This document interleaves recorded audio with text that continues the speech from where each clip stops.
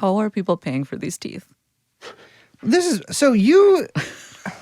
Well, everyone is getting fake teeth. Everyone's getting dentures. What do you mean by everyone when you say this?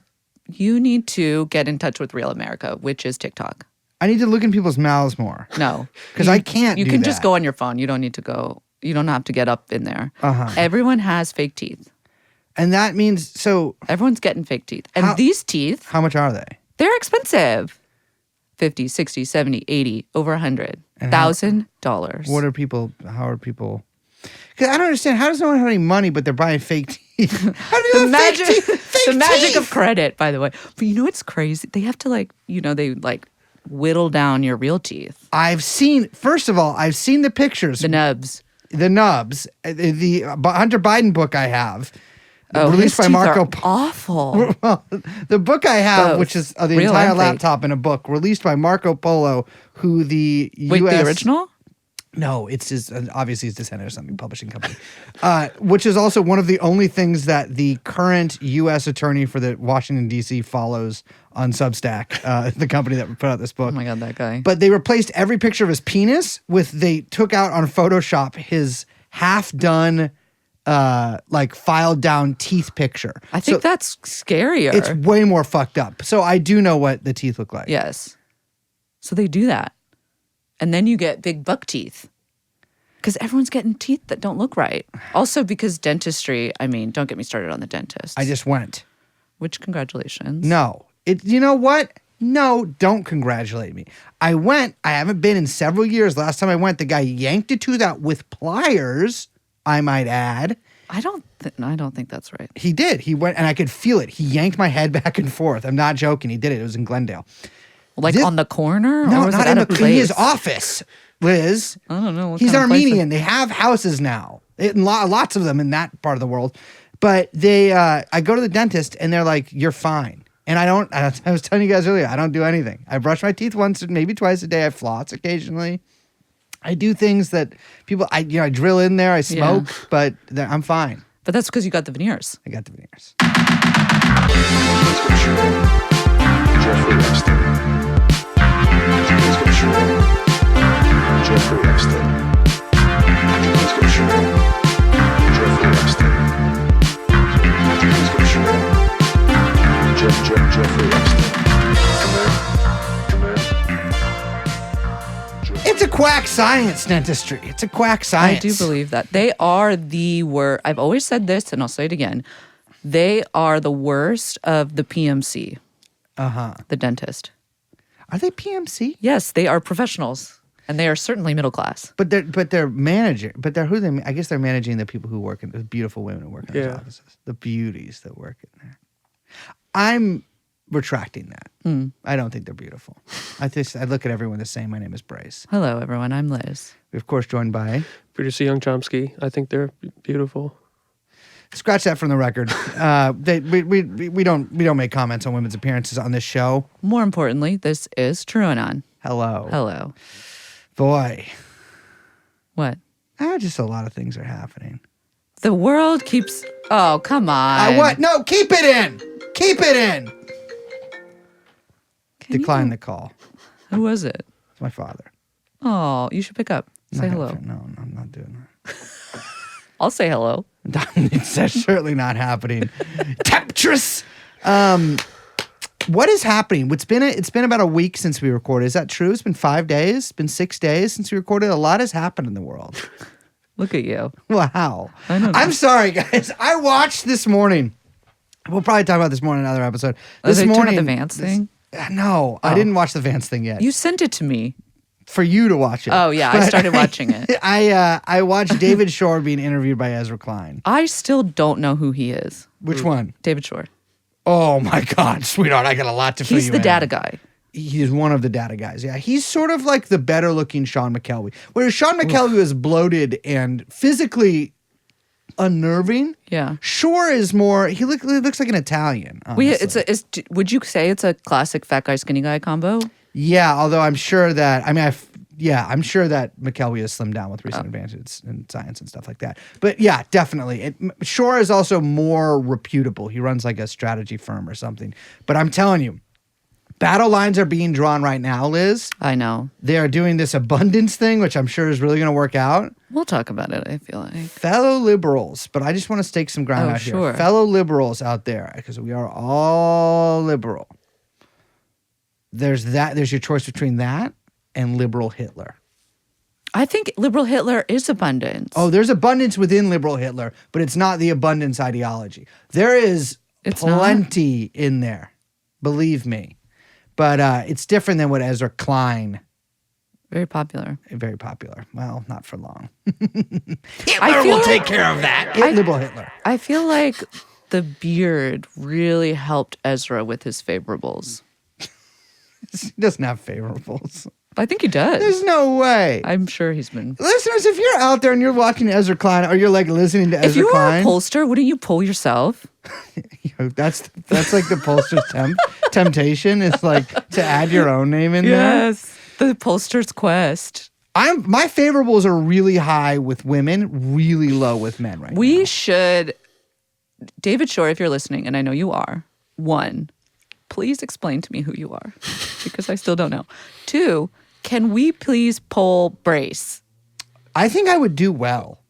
People like you would do well to do a lot of things. Yes, I would do well. Including floss maybe a little bit more. Nope, I don't need to because there's nothing stuck in my teeth. But there will be a reckoning coming. Let me tell you that. David Shore also has us blocked on Twitter. And I've talked a lot of shit about him on this podcast, so I don't think he's going to poll me or he's going to Well, if you pay someone, that's how the contract works. Yeah, that's right. That's right, David Shore. Dance for me.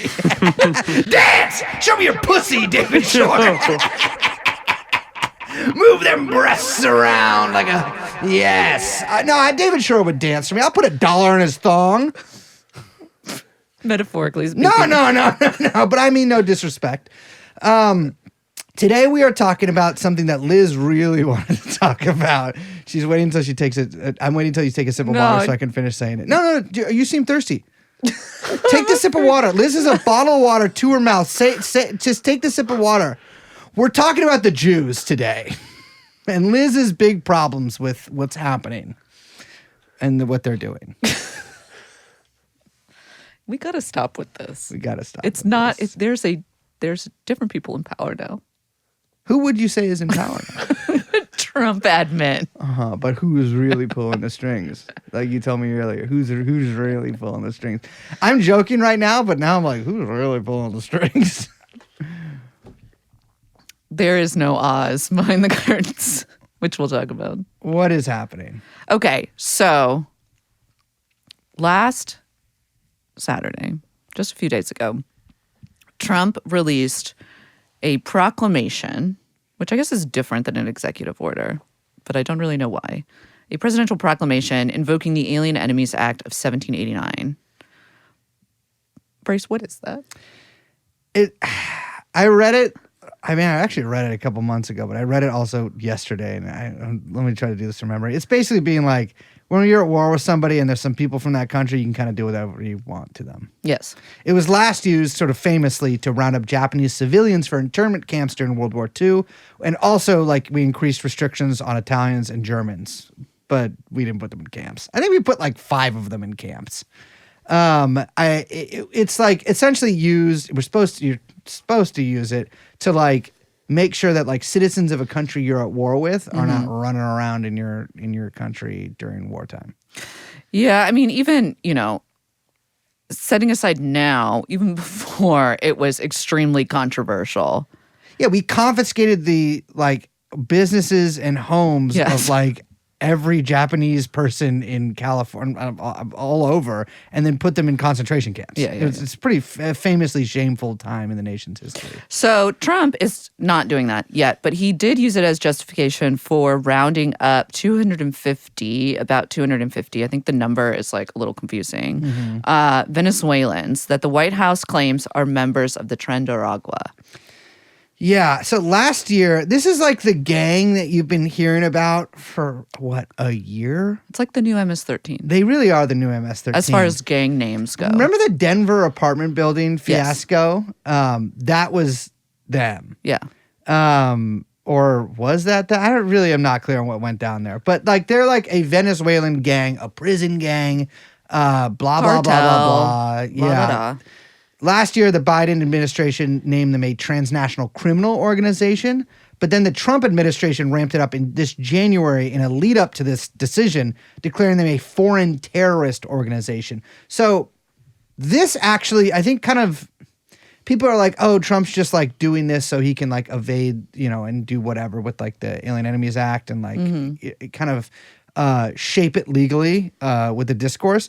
But he kind of has been doing that for a while. He's been saying that that Venezuela has been sending them over on purpose to like disrupt the country. And so like I think this is kind of where the mindset with the Alien Enemies Act stuff comes from, or at least like this is the justification they've been trying to do and build to rhetorically, that like Venezuela and all these other countries are sending their criminals on purpose as like a method of irregular warfare to disrupt the US. Right. And you named something an FTO, foreign terrorist organization, and a lot of legal means open up for either like declaring war on, like not officially declaring war, but military interventions like directed through the executive bypassing Congress, right? The FTO is kind of a way of getting around a lot of congressional authorizations for a lot of things, okay? Also, I should add, can have a big effect on remittances sent back. Well, we've seen that because they said now that any transaction above $200 in cash from basically all of the border towns and in certain places is being flagged and looked at, which I just want to, as a side note, is a great way to onboard a lot of people onto Solana. Get on the chain. I mean, I'm saying that as a joke, but also that's literally true. Yeah. Okay, that's a different topic. I just want to say that there are 76 groups labeled FTOs as of this moment. That includes Hamas, who we're going to talk about, Hezbollah, the Tamil Tigers, remember them? The IRA, something to remember as you are posting little St. Patty's Day Instagram things, by the way. The PFLP, Al-Qaeda, PKK, the New People's Army. Keep going. All the varieties of ISIS. I'm sorry, there are like 80. There aren't because there's only 76 groups, but there's so many different ISISes. ICs. They're called, yeah. It's too many. It's like, can't it just be one? This Can't is you what just I'm be like saying. all the flavors of ISIS? I don't understand how we can't just have one caliphate. Why do we have to have so many different caliphates? It's just ridiculous. It's a federal system? Okay, FARC. There's also there's like a bunch of the Mexican cartels. All of that's new from the Trump admin. MS-13 and now Tren de Aragua. Okay. I just want to lay out some things from the timeline that'll get us into this.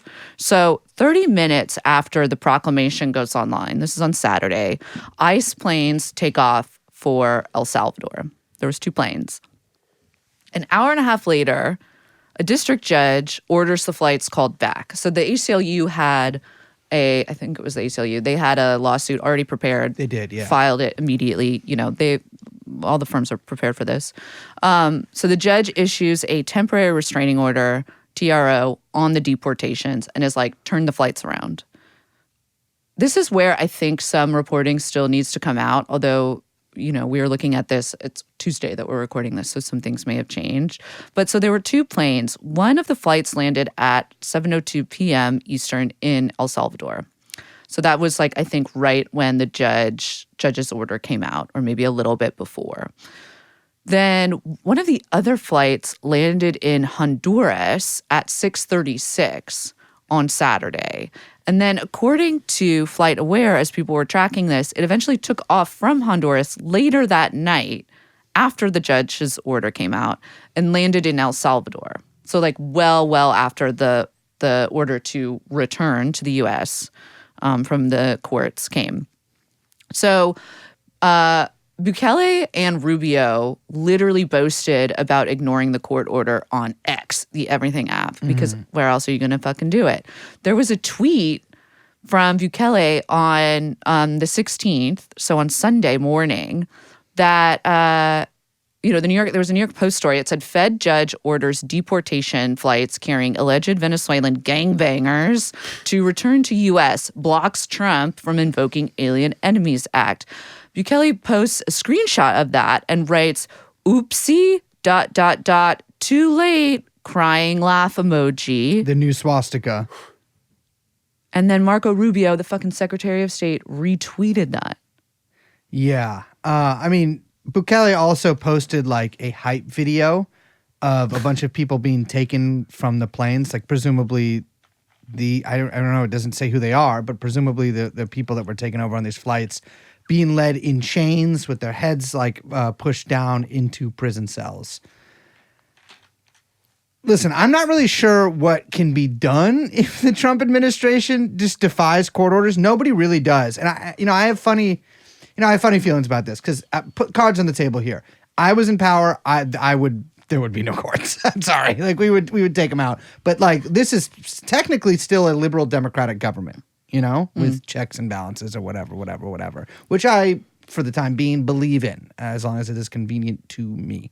But there's like kind of really not that much you can do if someone just says, no, I'm not going to do this. Like the people that are supposed to enforce court orders are federal marshals.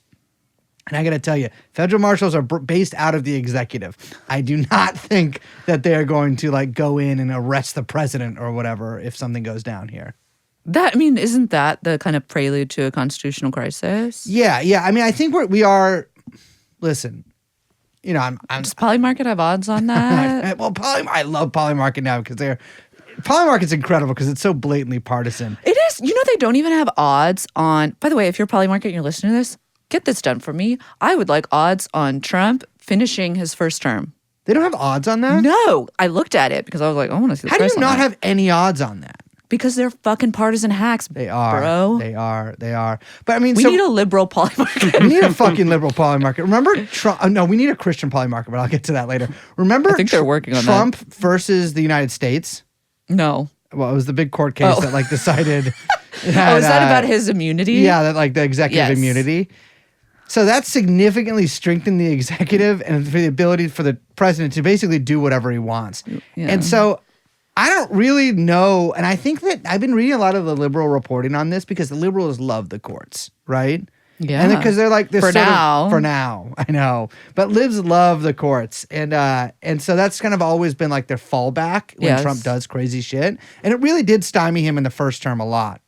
But they also had a lot of institutional backing then. Yes. Now I think things are different. And I do think that we're going to get to something like maybe a constitutional event.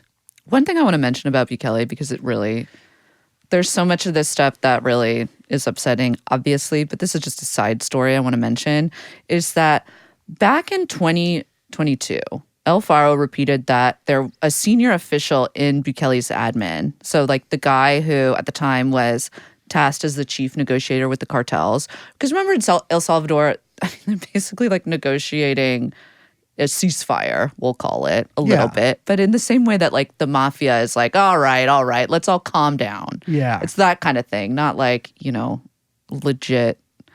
Everyone's a fucking mobster is what I'm trying to say. Yes. Okay. Yeah. He's negotiating that with the cartels. Anyway, so the senior official, the chief negotiator, he personally took the head of MS-13 out of maximum security jail and literally personally drove him to Guatemala to, quote, show you my loyalty and trustworthiness. And I'm quoting that because they have him on tape saying that over the phone before this is all from these police files. They had, all this like audio came out of him admitting to all of this because whistleblowers obtained emails, police files, prison intelligence reports, all of this, and it went out to the media. And so Canales, who was the head of MS-13, he was at the time facing a 40-year sentence and had also an international arrest warrant out from the U.S. on him for international terrorism and like drug trafficking. And this was going on within the like Bukele administration, right? Yeah. So all of this like tough guy shit that he puts out on Twitter, it's like, I know it's all performance. It's also these videos are all, they basically look like Marvel movie or like video game trailers. They're shot like that. And they're aimed at the exact kind of people who suck that shit up here in the U.S. I know, but it's all fucking bullshit. This shit, it's all bullshit. Yeah, I mean, listen, I've said this before and I'll say it again. $5,000 in whatever cryptocurrency of your choice to somebody who can get me proof that Bukele did in fact OD within the past 5 years. Because that is what the word is on the street right now. I love this that. man is a drug fucking freak and he cannot handle his shit. And I say this is someone who OD'd, and guess what? I snapped out of it. I got up. He did become the president. But the thing is, like, in El Salvador, like, listen, it's a complicated situation. You know what I mean? When you get a lot of gangs, sometimes you got to do some crazy shit. But Bukele has, within this gang crackdown,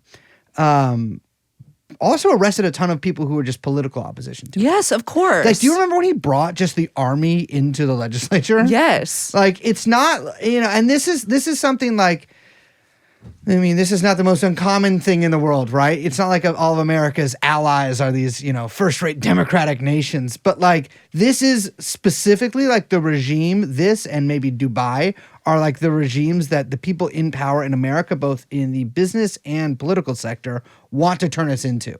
Like, this is, Bukele's El Salvador is their dream. I mean, yeah. And so this prison that they get sent to, too. I mean, we've talked about it before on the show. It's CCOT, right? Yeah, that's how I say it. Yeah, CCOT. I mean, it stands for some, I said this like 4 episodes ago, so who the fuck knows? But some shit in Spanish, like their counter-terror prison. Not the Espanol, it's a beautiful language, but I don't speak it. But I do kind of speak it, right? Like when someone says Amelia Perez over here. Penis to vagina. I do in more ways than one, but I do kind of get what they're saying there when they talk. But this prison is like, first of all, it's a work camp. Most of these people are put to work.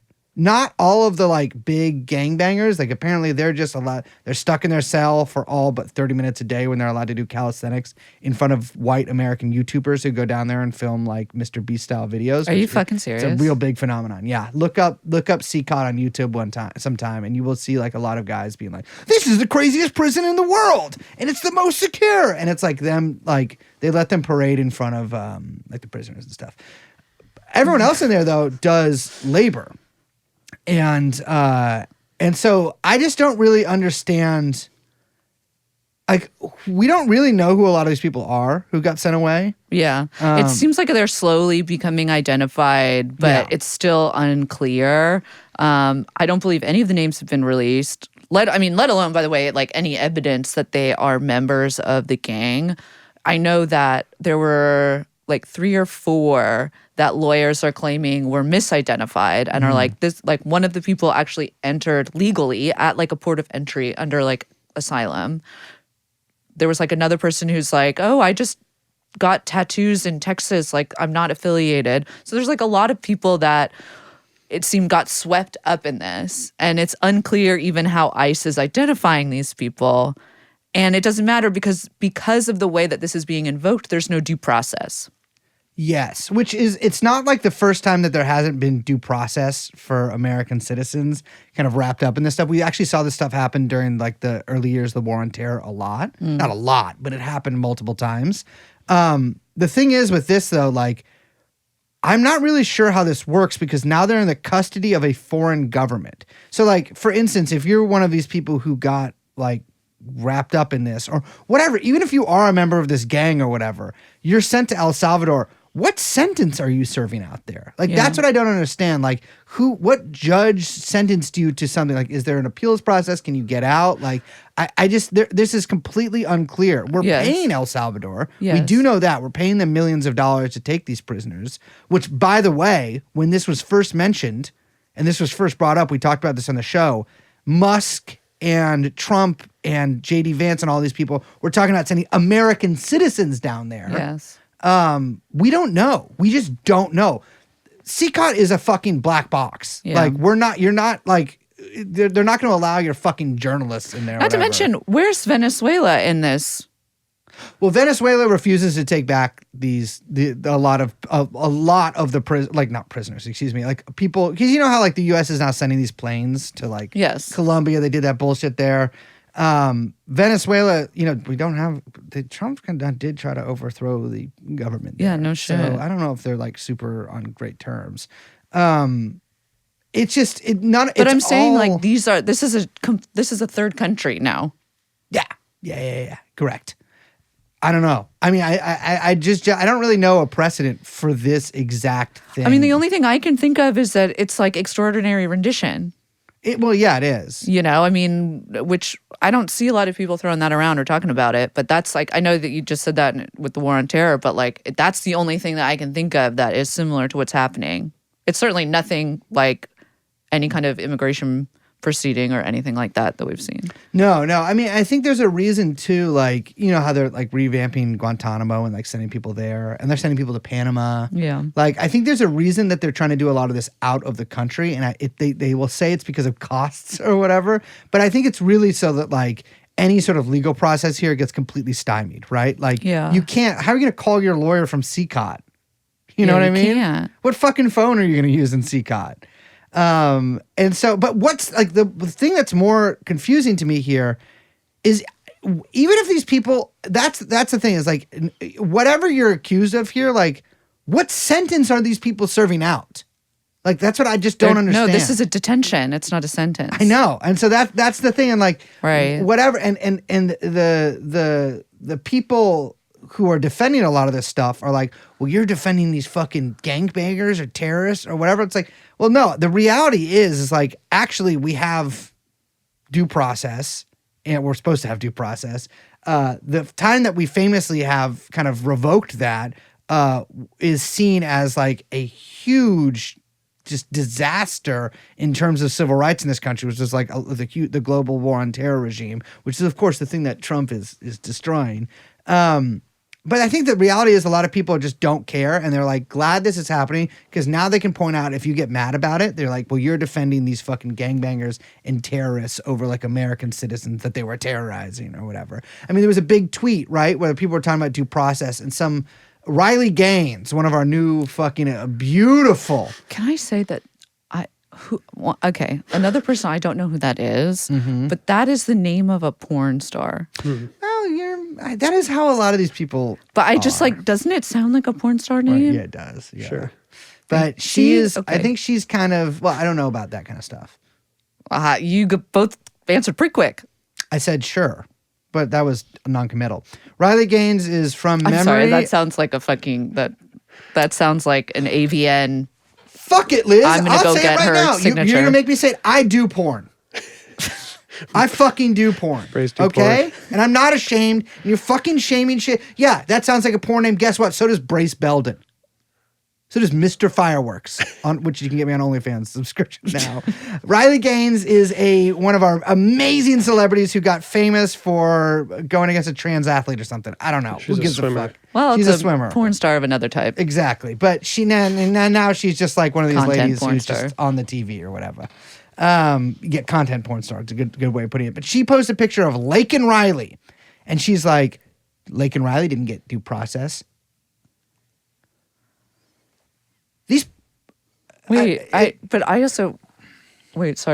Laken Riley again? Is that Liz, a victim she got killed by a But by what a is the idea immigrant. that if there was due process, then they would have decided that she would die? I guess I don't in this understand. scenario the illegal immigrant who killed Laken Riley would have put her on trial first. Yeah. I Like, guess. what- Then executed her legally, I suppose. If we all came to I that don't know, conclusion. but that's like the level we're working at now. Is that like, Yeah. and this is something that I think a lot of people do not have in their heads.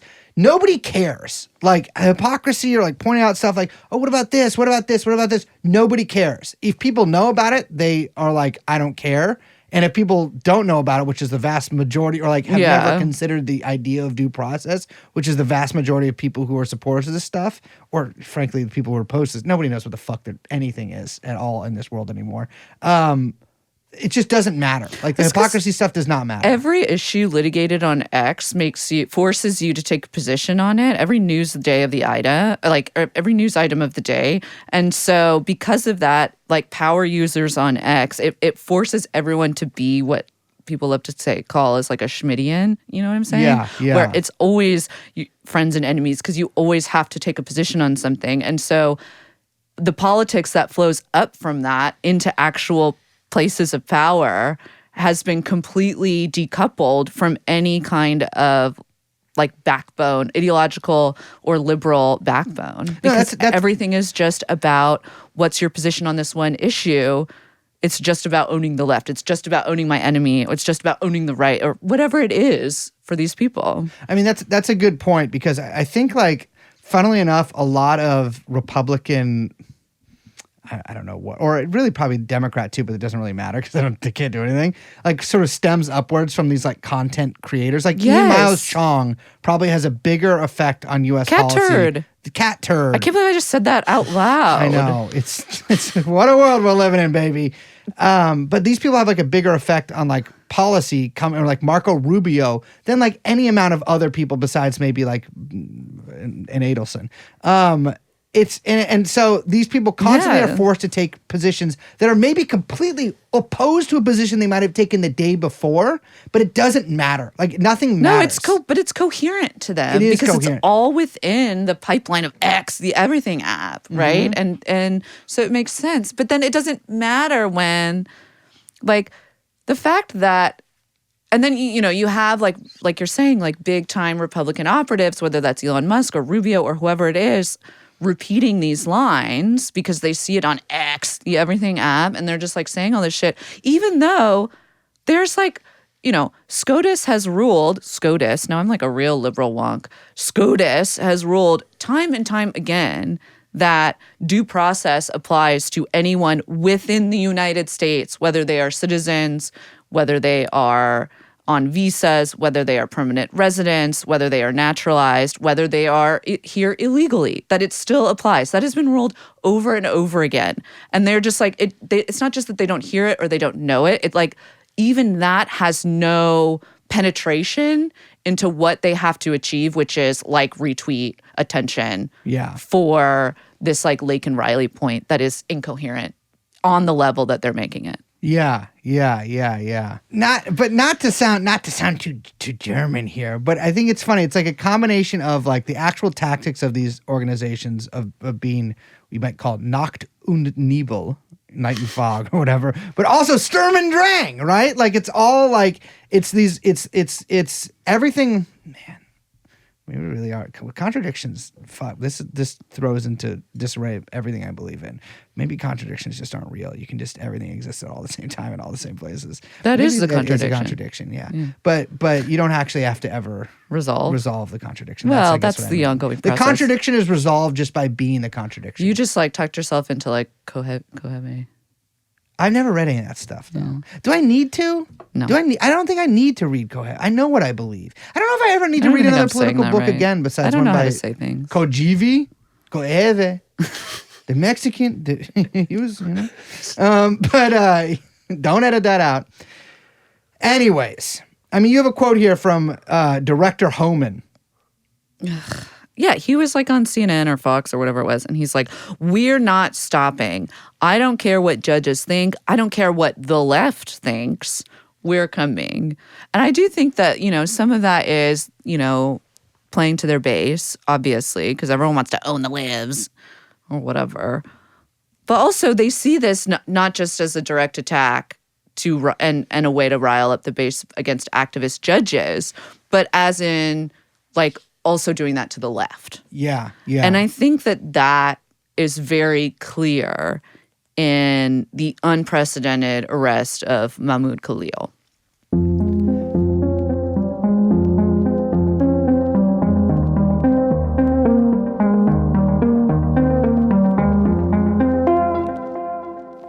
All right, so what went down here?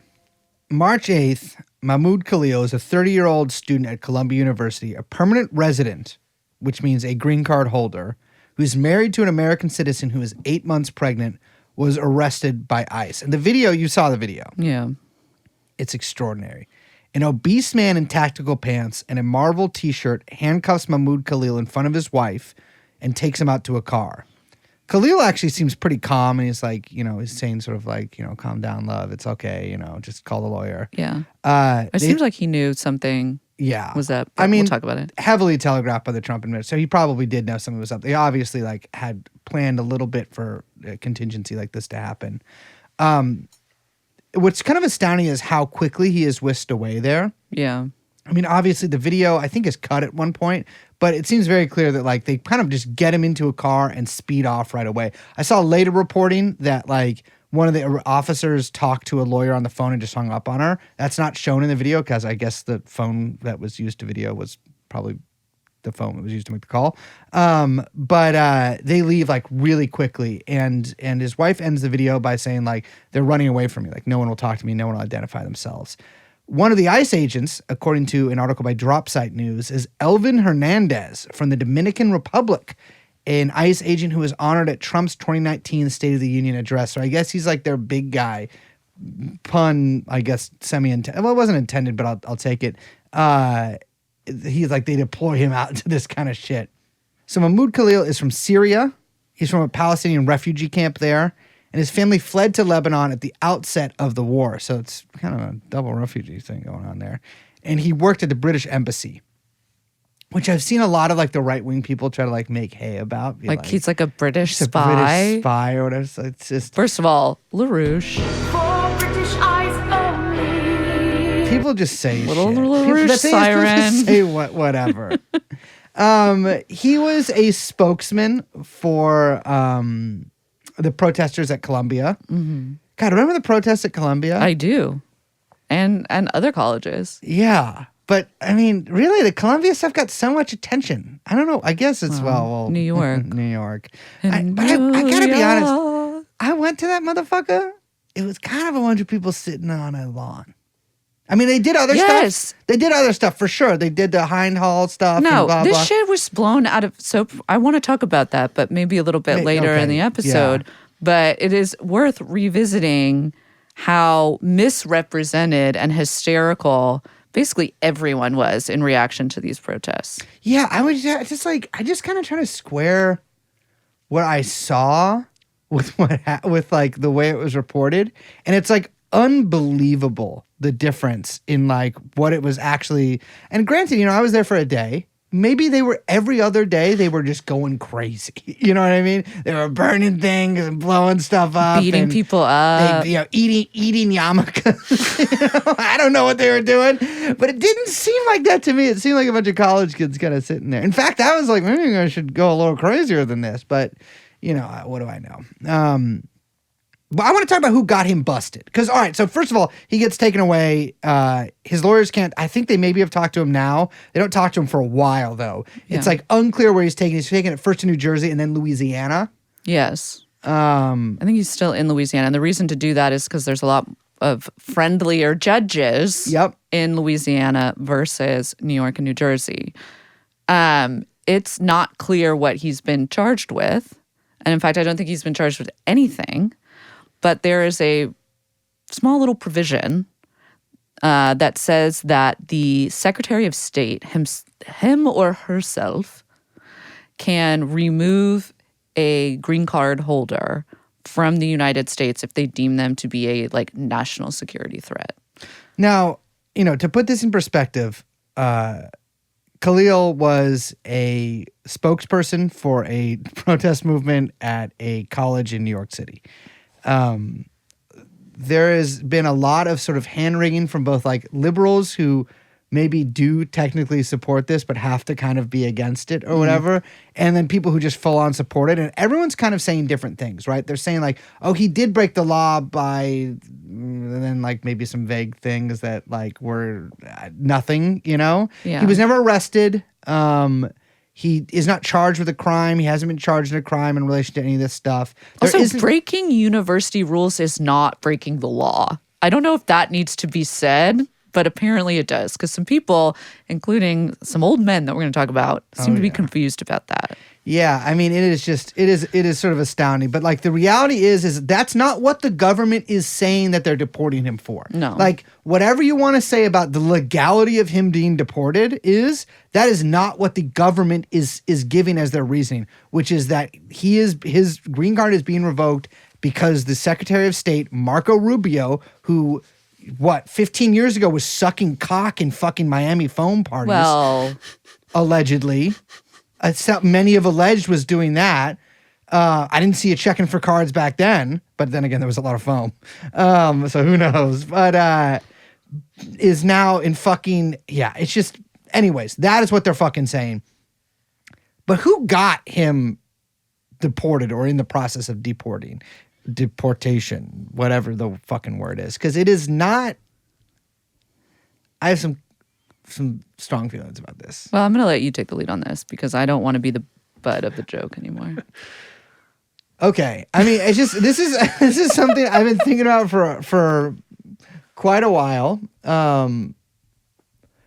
So when his arrest was announced, White House Rapid Response, some other like White House account, I can't remember what it is, and I think it was like the Foreign Affairs Committee in Congress, which is like GOP controlled, all tweeted out pictures of him, which is something they've been doing to like a bunch of people. Yeah. That said, "Shalom, Mahmoud." And, I'm just going to say it. Not good for the Jews. But the thing is, It's reminding me of when Saudi Arabia tweeted that thing to Canada. Yeah, it's taunting. It's very taunting. On X. On X. Yeah. It's unseemly. It made me fucking sick, Yeah, I actually. know. And this whole thing, I mean, frankly, I think you're out of your fucking mind if this entire business, and I'm not talking about just like with the protests and with Gaza, with everything. The entire business of Israel makes me sick about being fucking Jewish. It is. I am ashamed to have any kind of shared characteristic with these people at all. It is, these people are disgusting. But the people that got him busted in specific are seemingly, in fact, very clearly a consortium of Jewish alumni and current and former students and professors from Columbia. Yeah. Miriam Adelson, Sure.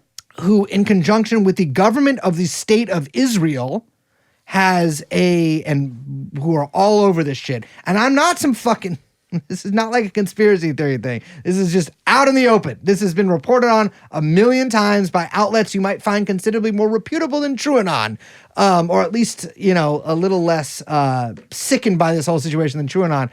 A consortium of Jewish groups backed by Israel, Miriam Adelson, and a group of psychotic neo-terrorists, alleged sex offenders. So let's start with the first group, which also technically has that appellation would be well used to describe them. So these are alumni groups. And so the alumni situation at Columbia has been difficult ever since the protests first began. I mean, Sensitive. It's been a sensitive issue. The reality is, and if you want to lie about this, that's your prerogative. But the reality is that Columbia depends in large part on donations from wealthy Jewish alumnus. Yeah. I mean, that's a big part of their fundraising. Though, I mean, we should say that is not the massive amount. I mean, they have other ways to generate revenue. Yes. Especially for the endowment. But like they need to keep these people happy and they need to keep the money flowing. I mean, like Robert Kraft, for instance, is like a huge donor. And a lot of guys like Robert Kraft, after a protest started, were like, we're not going to donate to you unless you crack down on these protesters hard. And so that pressure has been coming in from the beginning, before a lot of these other groups got organized.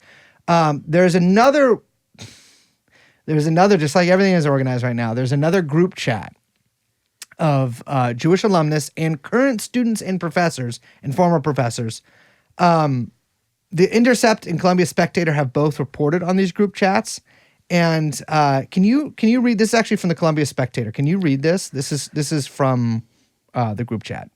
We should not care what they want or don't want. We should consider first what results we want and how to achieve them. Victor Meslin, CEAS 82, wrote in a message obtained by Spectator. That being said, we need the powers that be to squash them like roaches. Ignoring roaches in one's house is possible, but who wants to live that way? Woo-hoo! You would be shocked to find that Victor Muslin, Victor Muslin is not just like a guy who's concerned with the anti-Semitism on campus. He has actually worked and written for Allgemeiner, which you might remember from our episodes that we did about the lobby, the canceled Al Jazeera documentary about the Israeli lobby in the U.S. that was released by Electronic Intifada. It is a great documentary. It gives a lot of background to kind of what's going on here. Interestingly, he has written some articles for them. That is full stop an Israeli Hasbara cutout that says it's funded by small donations. That is absolutely, I don't want to say anything actionable here. I'd be willing to bet that those small donations come from the Israeli Ministry of Foreign Affairs or whatever other ministry is dealing with Hasbara. They post the numbers for ICE in there to try to get students deported. This is like, they're very organized. They're very, very organized. This is from The Intercept reporting in the same group chats. Lynn Bursky Tamim. Tamam. That's Tamam. like Turkish for hello. Lynn Okay. Bursky Tamam, the former Columbia professor, also addressed how pro-Palestine U.S. citizens could be targeted. If anyone can trace any of their funding to terror organizations, not a simple task, they can be arrested on grounds of providing, quote, material support for terror organizations, she wrote, referring to the Hind Rajab protest. That is the key to getting these U.S. citizens, supporters of Hamas, etc., arrested. So, this is like 1,000-person group chat Yeah. that is like specifically going after this like relatively small group of students at Columbia University. Who were sitting on a lawn. I just want to be clear. They were sitting on a lawn. I understand that there was the night that they broke in or tried to occupy Hind Plaza or Hind Building. Hind Hall. Hall, Yeah, whatever, or sorry. some other hall. They renamed it. I'm Hall. not We Ivy don't fucking educated. go to college. In the long tradition of that place being a site for student occupation, by the way, which we talked about when we did our episode on these protests however many moons ago. But these were kids, for the most part, sitting in tents on lawns, having conversations with each other and reading for their classes. It's like they did and that's the thing These people are so fucking insecure that even that is too far. Even that is too much. Yeah, absolutely. Do you remember in LA, the little encampment they had that was just attacked by those psychotic Persian fucking Zionist freaks? With the billboards and the sound machines and the Yes. fucking lights. It's just, it's and the LAPD. This is what pisses me off so fucking much. These people are little Hitlers, you know what I mean? And all of these, I don't know what happened. Well, let me rephrase that. I kind of do know what happened during the Holocaust, but I got to tell you, it turned a lot of these fucking people, a lot of these fucking Jewish people into fucking little Hitlers. The roaches. We gotta squash the roaches.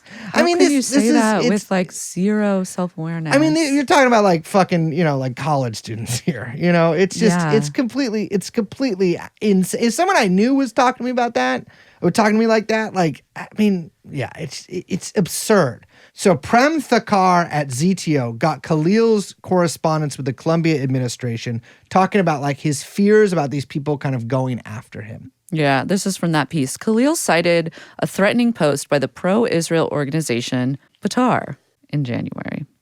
In the post, the group wrote that he said, quote, Zionists don't deserve to live, a statement Khalil, quote, unequivocally denied making in his email to university officials. Batar also wrote that ICE, quote, is aware of his home address and whereabouts, and that they have, quote, provided all his information to multiple contacts. He's on our deport list, exclamation point, Batar added. Now, we have talked about Batar on this very show. I think it was in an Eric Adams episode. How are you everywhere at once at all times? Batar? You are our Forrest Gump. I don't know.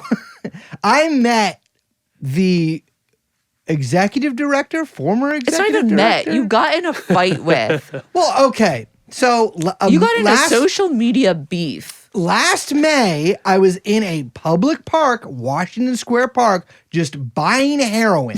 And there was a disgusting guy who, like I said, looked like Bruce Willis post-diagnosis that someone left him out in the sun and forgot about him for a while. No disrespect to Bruce Willis by saying that. That's Or just grapes. or Graves, but he did look like that. I met this homunculus He's very homunculous. And he was filming a blonde woman sitting down on a bench. And I say, you got to stop that, you know? And he starts going crazy on me. And his son, who, by the way, has been doxxed. And it's like, wow. Wait, someone doxed the baby? Well, he's not a baby. He's an adult who goes to He college. could be an adult baby. He is an adult baby. And we don't know how he We don't know how he his own identifies. practices, It's but I true. just want to, someone doxed that baby. Someone doxed the baby. But his son was standing there humiliated behind his disgusting father. His father starts asking me about my penis. He's like, you got a penis? Is your penis little? Is there something with your penis? Wait, sorry, can we stop? I love the idea of going up to people and be like, you got a penis. What the hell is that? Hey, excuse me. You got a penis? You got a penis? What do you got going on over there? He's so this is, I don't know this guy is, I don't know this guy from Adam. I come in there and I'm saying, stop filming this woman. She's very visibly uncomfortable by your hideous presence. Yes. Please stop. Is chivalry dead? No, it is not in Washington Square Park. No, maybe I want to film. You know what I mean? No. I don't. I don't film women. I don't film anything. But except for, of course, my onanism. But I was like, stop. You got to stop that. And he starts going crazy on me. Crazy. And I have like, this guy is a nut. And I'm looking at him and he is fucking covered in freckles. Yeah. He looks like it's Desperately needs a laser. complete. It's interesting that he's bald, but I can still tell he's a redhead. You know what I'm saying? Not a speck of hair on that fucking dome of his, but I can tell. And no disrespect to redheads, but it was just still.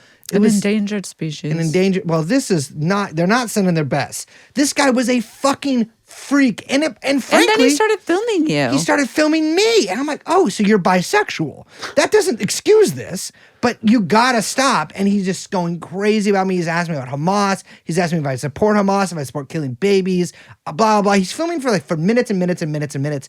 He posts that footage, I know. and it turns He out his had name. no idea. I had no idea who he was, and it turns out his name is Ross Glick. And so I go, Ross Glick? This guy's what a crazy name. I look him up, and it turns out the New York Post has written a story a few years ago about the revenge porn kingpins of New York City. And it turns out this guy, Ross Glick, had been arrested by the NYPD, who I support, for disseminating revenge porn. What he would do is he got in an argument with some woman that he was seeing. Doesn't sound like you're a very good boyfriend. In fact, doesn't sound like you're a very good man at all. And he would log into her companies and her personal social media accounts and post pictures of her naked. I mean, can you imagine what kind of person would do something like that? A monster. A fucking monster. I'm sorry. Like this is the actions of a despicable creep. And what do I find? He's executive director of an organization called Batar. Now, we've talked about Batar in a previous episode. Yada, yada. We know the deal. They collaborated with Mussolini. They were terrorists. They were, they were fascists. Einstein called them fascists. The ADL labeled them an extremist group. I mean, it's out of control. Do you know how extreme you got to be for the ADL to be like, whoa, whoa, whoa, whoa, whoa? For you to have to be Jewish and have the ADL say something. There you go. That's the thing, is the ADL, by the way, which has always been bad, but has completely every day disgraces itself further. Always been bad. Now much worse. And it was like 3 years ago that companies were hiring them to do DEI stuff. I know. It's amazing. Batar is nominally run and was sort of restarted in America because it was around and then it kind of went fallow. And Ron Tarosian, who is an absolutely psychotic New York City publicist, very close to Eric Adams and Richie Torres. Yes. Sort of restarted it, who also, by the way... Two boobs of New York City. Yeah, I mean, my God. It is... How are these people in power? Tarosian is a freak. Even people from his own industry despise him. And this is the case with everybody connected to almost every single one of these groups. Everybody in their personal lives does not like them. And then they take it out on everyone else. Well, that's the thing, is they get no satisfaction at home because everyone's like, get the fuck out of my house. Don't ever talk to my family again, et cetera, et cetera, et cetera. And so they leave the private sphere and they go to the public sphere. All of these people, they're malignant tumors on society. But I would never say something like that. Save it for the group chat. Save it for the group chat. I'm not in a group chat. No. Tarosian goes And he goes to Israel as like a fucking 20-year-old to like personally beat up Palestinians, allegedly. And to I think it was like he was going to protest the protesting of village destruction. So he's like going as like, he's not even a settler. He's just going as an ally to like the illegal settlements. He's good friends again with Torres. And by the way, a lot of these people who are backing, like who are in this Colombia group chat are like backers of Richie Torres. Big time. So this is what Ross Glick had to say about the whole situation to the Times of Israel. He said, college campuses have effectively become war zones. Even many of the protesters engaging in peaceful activities are part of a front for groups that are trying to undermine America and Israel. We believe in freedom of speech, but if a foreign student is here on a visa, they don't have the same rights as others to protest or promote anti-Zionist narratives. Then he goes on to say, they've created a list of dozens of students from Canada and the United Kingdom, as well as several Arab countries, identified at top schools like Columbia University, University of Pennsylvania, University of Michigan, and University of California, Los Angeles. So he gave a statement much closer to when I think all this was going down, like a week ago or so, to The Guardian. This guy also is like, he will literally talk to anybody. It's crazy some of the stuff he just admits freely to the papers. Yes. But he gave a statement to The Guardian and he's like, we've submitted a list of thousands of names of students and faculty that they believe to be on visas. And he says that he claimed to have shared this list personally with Marco Rubio, Stephen Miller, Pam Bondi, and among others. Now, it's been reported that he met and had like a long meeting with fucking John Fetterman and Ted Cruz. And Ross Glick came out and said, I discussed with Ted Cruz, like Mahmoud Khalil specifically, just days before the arrest. Liz, breaking news just came in right here. I'm looking at rossglick.com. And one of the things that I want you to go to this website. Oh, no. Tap it into that little notebook here. He redid his website. Oh, it's incredible now. He's got a logo. He's got an RG. Do you see that on the left there? Glick my Ross. God. It's just Glick Ross, yeah. Wait. By the way, this guy has RG been. I just want to. I know more Why about. does it say Glick Ross? Glick Ross. But it's Like Rick Ross. RG It's sort of like and then Glick Ross. Max Reed style. Yeah, Reed like Max. Yeah. Oh my God. I want to go ahead and say this guy has been a failure at literally everything he's ever done in his life. I have looked up his entire business industry. I've looked up everything about this guy. Everything has failed. These and not only has portraits it are failed, incredible. it's failed spectacularly. He is ugly. Listeners, go to rossglick.com. Boy, it is Ross's journey.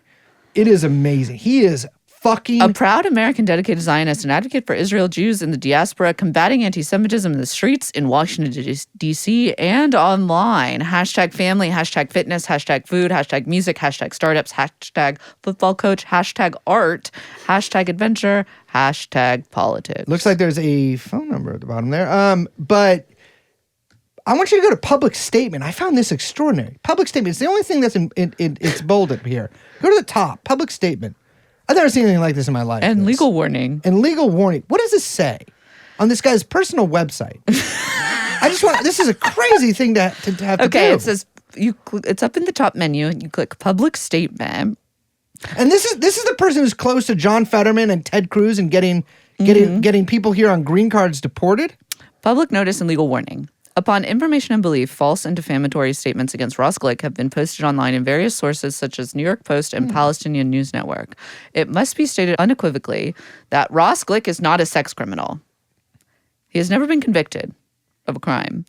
And any statements to the opposite are legally actionable and will not be tolerated. To be clear, it continues, to be clear, Ross Glick has never been convicted of any crime, let alone a sex crime.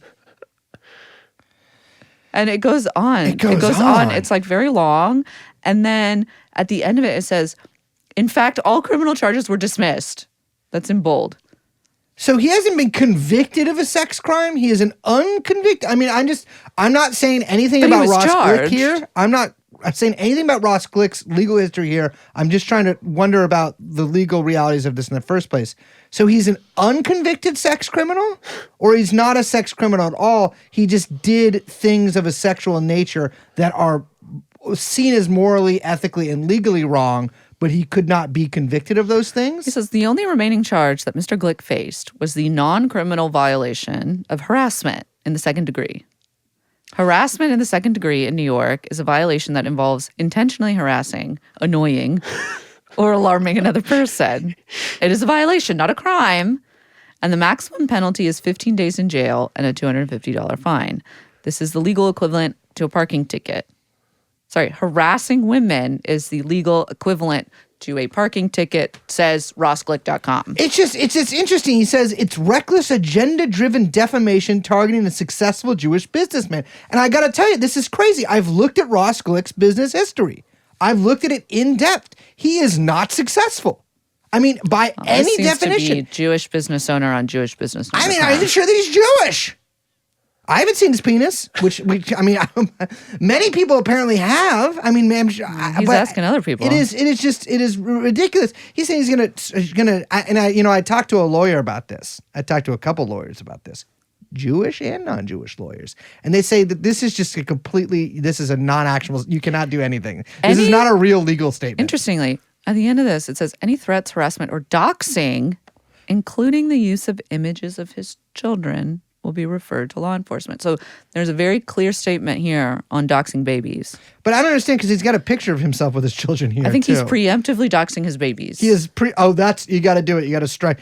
Fortune favors the bold. Frankly, you seem more bold than bold, Mr. Glick. Oh, that's terrible. I'm going to tell you, this guy is out of control. Legal notice on the website, and he's meeting with John Fetterman. Legal notice. I'm not a sex criminal. Well, buddy, nobody called you a sex criminal. Have they? I mean, I don't. Well, he's calling himself that. I mean, I just got to say, an old folk tale from where I come from says where there's smoke, there's fire. Well, and no one was thinking it until he said it. So executive director of Batar, although Batar says no affiliation, even though he's still being labeled executive director of Batar in various articles about the group, they wrote, expect naturalized citizens to start being picked up within the month on X. I mean, that's fucking insane. So they're talking about people who've been naturalized, people who have come to America and now become citizens, which means, like, by the way, I don't know if people understand, I'm sure people know this process, but it takes a very long time. You cannot just immediately become a citizen. No. There is a process. There's a wait to get a green card, then to renew the green card and wait many years in order to have the opportunity to then become a citizen. Yeah. So I talked about this with a lawyer who deals with issues relating to Palestine in America yesterday. And he's like, it's bad. Like they might actually do this. He's like, this is not really, I'm saying this not as a joke. This is not legal advice. Do not take my word for this. I'm just saying this. I mean, this is something someone told me, but he's like, it's going to be harder if it's like more than 5 years ago, but it's within 5 years. It's like not as hard for them. It won't be as hard for them to do it. Cause like we were talking about this yesterday, you and me, like there's certain questions that like they ask you on your application for like, I think both visa and citizenship and yada, yada, yada. And like several of those are basically political questions. Like, have you advocated for world communism is one of them. It's on the green card application too. Yeah. Opposition to organized government, which is, it's funny because even on the I think State Department website, they say this is from like the early 20th century when they were afraid of anarchists and communists coming over here. But a lot of this stuff stems from like also post World War II Red Scare stuff. Mm-hmm. And so I have a feeling they're going to have a very liberal interpretation of what lying and what the answers to some of this stuff means. Absolutely. That's what they're going to be fucking testing. All of this is going to the Supreme Court, by the way. All of it. Yeah, and but and who knows? Who knows? And also, who knows who gets lost in the mix of that, right? Because that's going to take a long time. And and like people will self-deport out of fear. So there's like chilling effects. Who knows how the universities respond? We're going to talk about that in a second. And like in the middle of this, while they're not being stopped by judges, which by the way they are ignoring. They're just ignoring. They're just ignoring until they don't or not. We don't know. Like people get lost in the mix and are getting deported. It is really like we are like quickly entering, or we're already in like a national security state dedicated to the safety of Israel in America. Yes, and like Tesla. That is in Tesla. America is Israel plus Tesla. Yes, it is. That is all it is. Welcome. And if you don't support either, you're a fucking terrorist. According to a January article on Dropsite News, Batar is working with a company called Stellar Defense and Cyber, using a tool called Nesher, which I think means like, what that means, like eagle in Hebrew or whatever, which they claim can do facial. What do you mean? Don't look at you. You're Jewish. Yeah, I Don't know. you speak that? I can say, "Where's my dog?" Where's is my it? dog? Efo Hakelev Shili. Efo Hakelev Shelley. I don't speak that shit. I speak English here. They claim they can do facial recognition even when the person that has a mask on. So Stellar is owned by, well, who knows what name he's using, but Alaya Havila, who is formerly known as Ali Hassan Havila. And I'm not going to recommend you read Tablet because fuck Tablet. By the way, Tablet, The Atlantic, and the Free Press. What's the difference between any of these these publications? There is none. Site design. Site design. Yeah, exactly. Which actually Tablet is kind of the best of them, to be honest with you. But fuck Tablet. Fuck Tablet.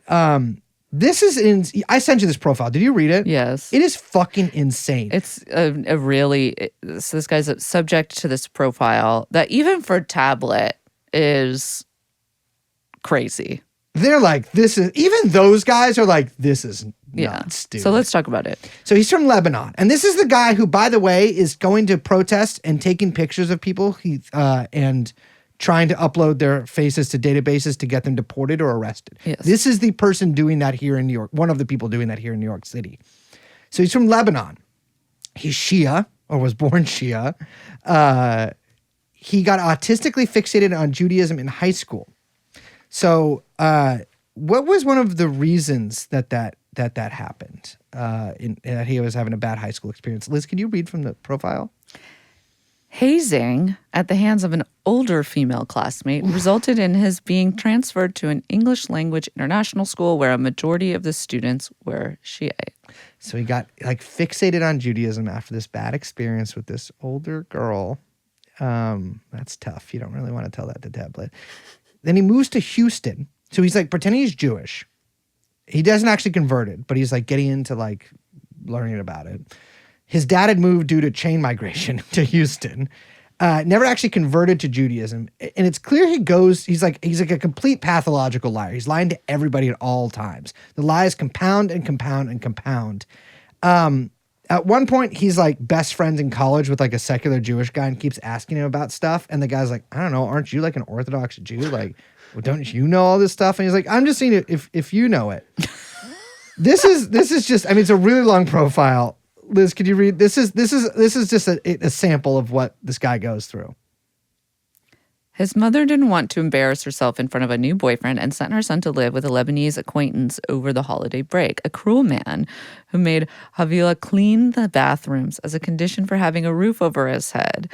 It was in a state of profound despair that he matched with a woman in Brooklyn on Saw You at Sinai, a dating website for religious Jews. So I am banned from that site, unfortunately. Does that still exist? For trying to open people. Yeah, let's see if it does. Saw You at Sinai. I'm sure it does. Oh yeah, it certainly does. Oh, it's a dating and matchmaking. Oh, matchmaking. Sign up. Ooh. 474 engaged. Mazel tov. Mazel tov. Monette and Paul. Now that's a name you don't hear very often. Monette. Oh, I was gonna say I know a lot of Pauls. I think it's like for like kind of arranged marriages from people. Seems like that. You know, Do they have an app? Oh, Yellow Sunshine. That's kind of a Why cool you want to build name. it? Well, Do it's they have an just- app? This is a very I think it's a matchmaking service. I don't think it's like a dating site. yeah. I think they're kind of like, I don't like what they're doing on this webpage. well, I'd like to be on that webpage. So he's like pretending to be like his like persona is that he's a Syrian Orthodox Jew. He's living in Brooklyn. He's like, by the way, that is a community. I didn't know this, but according to the Tablet article, they don't accept converts. Yes. So they're like, you can't convert and like marry in here. Like, we don't fuck with that. Which becomes a problem. for Becomes a him. problem for them. So he matches with a woman from the Syrian Jewish community whose family had moved to the U.S. somewhat recently, and so like they spoke Arabic, and like he could kind of like get by because he would just speak in Arabic, fluently with them, and like kind of get around some stickier questions. And then disaster struck. The woman caught a glimpse of Havila's passport, which listed his name as Ali Hassan rather than Elia. Havila, a talented computer programmer, had participated in a National Security Agency hackathon for college students. He used the email about the NSA event to convince the woman that he was an undercover agent, bro. The lie ended up being useful for controlling her. Which, side note, that's like an insane sentence, by the way. He could say that any discussion of his alternate identity, which was in fact his true identity, could land him in prison. When Havila and the woman were married, he fabricated a congratulatory email from the NSA. Quote, "May you build a patriotic and American home," the message read. I love the idea of that. Havila writing his own hopes and dreams into the voice of a major American spy agency. This is one of the people that is in charge of identifying American college students and just like random protesters to the U.S. government to get them deported. What do we have here? We have a group of psychotic Hitlerian alumni of a Ivy League university. We have Miriam Adelson working hand in glove with the Israeli Ministry of Foreign Affairs. We have an unconvicted sex problematic fellow who has a legal notice on his website saying that he's never done a sex crime. And we have somebody who is so mentally insane, they wanted to be Jewish and marry an Orthodox woman. No disrespect, they're all very beautiful. I have Orthodox women in my family. This is crazy. These people are crazy. And like, this is what fucking drives me. Sorry, I got to talk about this a little bit. Like, the way that these people act, it's as if Jews are being hunted in these streets of American cities. The reality is, and people, even like a lot of like left-wing Jews can't get, I'm sick of people being like, oh, self-reflective about my Judaism. How do we rescue Judaism from Zionism? I don't give a fuck. Okay. Frankly, I don't fucking care. But these people act like we are being hunted, that there is this like fucking Holocaust going on against us. Holocaust 2 that's happening right now. The reality is the precise opposite. The precise opposite. And not only these people are going to, and Trump is right. These people agree with Trump. When Trump calls Chuck Schumer a Palestinian, that he's not Jewish anymore, ironic considering Schumer would probably think that about some of these people. That is actually how if you're Jewish and you support this stuff, your Judaism is revoked. And you're an Arab and you support this stuff, you're a cockroach. You're a fucking cockroach who's going to be squished. That is what they're going after. This is all that. It's just like a return to 2002 or 2003 or something. Yeah. The reality is, listen, I'm one of the top racial theorists in the United States of America. The reality is the Jewish place in America right now is like a sort of super white, where actually we're the only group of people that it is illegal to discriminate against. And in fact, and not even discriminate against, it's actually illegal to disagree with Jews. The main line of Jews, and the majority of Jews are in fact Zionists. If you disagree with the majority of Jewish people, then you can get deported with no due process. You can be potentially denaturalized. Exactly. And like you can, it doesn't make me feel good to say this, right? Like, I'm not saying this as like some way to be like, it doesn't. It disgusts me to say this, but that is how it is right now. Like, whether that changes in the future. And I see, there was a Haaretz article recently about like, Jews shouldn't cheer this on because we could be next. We are not going to be next. I got to tell you that we're not going to be next. It is just, these people are so gloating about their position of power right now in the country. That is, I can tell you right now, that is a bad idea. And I think eventually this will, I don't know, but something bad is going to fucking happen here. And it makes me sick that like this shit is done. This shit is done by people who are technically co-religionists or whatever of mine. But anybody who tells you that there is absolutely no structural anti-Semitism in the United States right now. Of course, there are many anti-Semitic people. Many of them are in the White House. Many of them are in the White House, exactly. Many of them are very close to the White House. Many of them are on the website X, the Everything app. These people do not give a fuck. Like there is like. They don't care. They can coexist with any of that. What they can't coexist with is what they hate more than anything are Arabs, Muslims, and then to a lesser extent, but they still don't like them, like left wing, anybody who doesn't like Israel. And Yeah. it's just, I'm sorry, that's just the way it is. I'm not trying to like say a fucking crazy thing here. That's just, I don't see how you can see it anything different than that. So when I see so much of this like mealy mouth shit from people who are like, oh, well, but like we have to prove that there's an anti-Zionist Judaism. Well, the reality is the absolute mainstream of Judaism in the United States, and I don't know elsewhere in the world. I haven't been to other Israel. Jewish stuff in Israel. What happened in Israel has now happened in the United States, which Yes. is that there is absolutely no liberal Zionist project anymore. Well, the liberal Zionist project turns out it's the fucking same. It's Likud. It's all they're Yeah. all Likudniks, which is to say they're all Israelis right now. And so like these people, they might differentiate themselves in other ways and say, "Oh, I'm not like this. I criticize Netanyahu." At the end of the day, you are Netanyahu, and it makes me fuck. I wish it wasn't like this, but these people have shit and pissed on fucking thousands of years of Jewish history, and frankly, Jews have given a lot to the world in the 20th century, and then many centuries, but like Yeah. we were really before the Holocaust doing a lot of great stuff, and then the Holocaust happened, and guess what? These people just became, now it's our turn. Now we're gonna do that, and so now I'm not being very clear here. It just makes me fucking sick.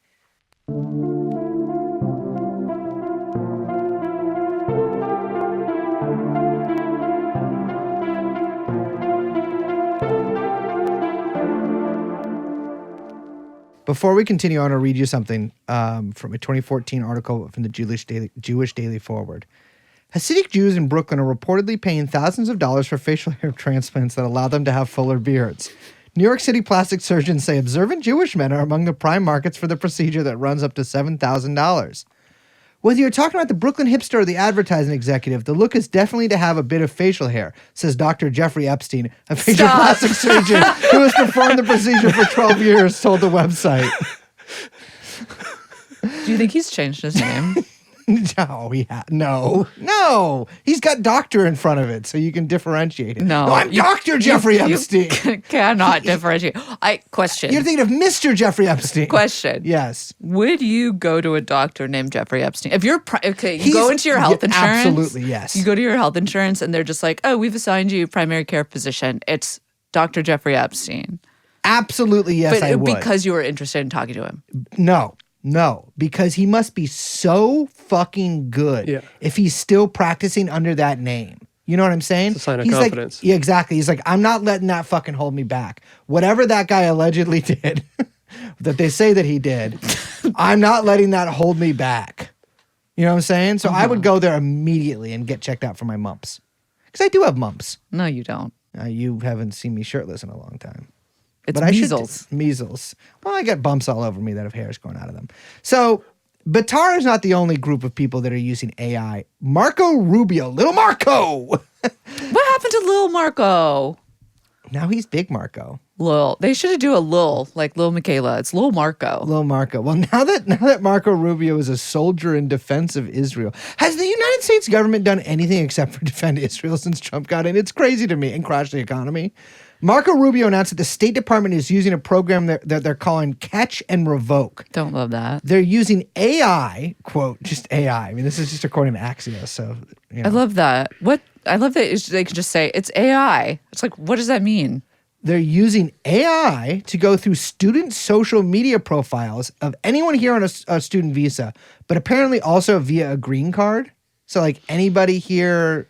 Just this anyone. Which I don't understand. Is that students who are here on a green card or just anyone who's here on a green card? And looking for anti-Israel sentiment. I mean, I don't know what to tell you. That's just what they're doing. It's very similar to the Israeli effort that goes through. They also have like an office that is dedicated to going through people's social media. Yes. And finding anything that's pro-Palestine or Hamas, but really Palestine. There's an article in the New York Times, which obviously From last year, yeah. I got a lot of problems in the New York Times, but this article is really, it's like one of those things that you can send a family member and be like, damn, isn't it, look at what Israel does. This doesn't feel like very This feels good a little to me. different. It This feels kind of crazy story. kind of crazy story. It's called How 4 Social Media Posts Destroyed Her Life. Yeah. It came out in the magazine last year. It is a crazy fucking read, but it's what they're trying to do here. And I gotta say, I don't really know what to tell people. Like, if you're here on a visa, like, I don't know if I would have a public social media account right now. Even I wouldn't necessarily even have a private one. Even if you have a green card. Even if you have a green card, like this seems like they're really going full court press on people right now. Well, it's funny because that brings us to talking about Colombia, which we got to talk about a little bit because that's sort of the, X marks the spot of where a lot of this is going down. But there was reportedly there was a closed door meeting at Columbia Journalism School, and Jelani Cobb, I thought he was just a New Yorker cartoon head person, like a columnist. Yeah, me too. I'm just like, I see the cartoon heads and I'm like, that's a New Yorker. Yeah, I got you. Yeah. You're either a cartoon head or you're the Wall Street Journal pencil face. Yes, pencil face That's or cartoon that's head. that's The two kind of genders. Yeah. I love that. I would be a pencil face, obviously. Obviously, I'd be a cartoon head. And that's why we're a perfect pair. No, but Jelani Cobb is also the dean of the journalism school. And I guess he said this in a closed door meeting. It was reported. But he was like telling students, he's like, you shouldn't share stories. You shouldn't share any posts. You need to not share anything you've written on Gaza, like take it off your profile, basically. And not just on Gaza, anything having to do with the protests or the encampments. And he said, this was quoted in the piece, if you have a social media page, make sure it's not affiliated with commentary on the Middle East. Like very broadly, he said that. And obviously, someone in this, among the group, like a Palestinian student, objected to this, understandably. And he replied, this was quoted, "Nobody can protect you. These are dangerous times." And he got a lot of shit for this. Yeah. But like, I get, and I understand why, because it comes off very cowardly. But I also think, and it is to a degree, obviously, but also it's realistic, and this is the truth, like Columbia University, any university will not protect its students or its faculty. Yeah, I agree. There was a huge pushback on social media against Cobb for saying that. And I don't know much about this guy. I'm sure he's some fucking libtard journalist, whatever. But like, I don't see how he's wrong there.